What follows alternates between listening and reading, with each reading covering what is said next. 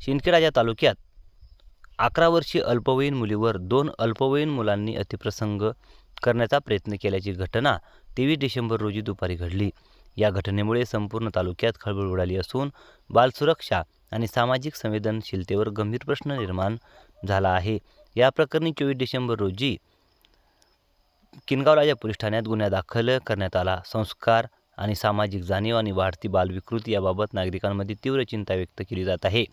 पीडित मुलीच्या 35 वर्षीय आईने दिलेल्या तक्रारीनुसार तालुक्यातील एका गावात कनिष्ठ महाविद्यालयाच्या शेजारी हे कुटुंब वास्तव्यास आहे. घटनेच्या दिवशी दुपारी 2 वाजता सुमारास 11 वर्षीय मुलगी घरात एकटी झाडझूड करीत असताना शेजारी राहणारे अंदाजे 14 व 15 वर्षे वयाचे 2 अल्पवयीन मुलगे तिच्या घरी आले. तक्रारीनुसार यावेळी 14 वर्षीय अल्पवयीन मुलीने मुलीवर अतिप्रसंग करण्याचा प्रयत्न केला, तर दुसरा अल्पवयीन मुलगा बाहेर राखण करत उभा होता.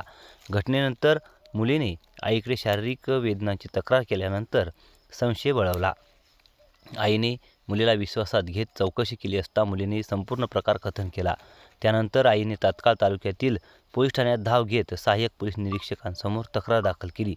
या तक्रारीच्या आधारे पोलिसांनी अपराध क्रमांक 354/2025 नुसार भारतीय न्याय संहिता कलम 64(2) I, 65(2), 351(3) उपकलम 5 अंतर्गत दोन्ही अल्पवयीन मुलांविरुद्ध गुन्हा दाखल केला आहे. पुढील तपास ठाणेदार व त्यांचे सहकारी करीत आहे.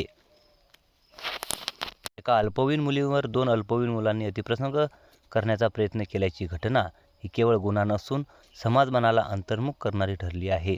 पालकांचे दुर्लक्ष, मोबाईल, डिजिटल आणि संस्कृतीचा अतिरेक आणि सामाजिक जबाबदारी यावर पुन्हा एकदा गंभीर प्रश्न निर्माण झाला आहे.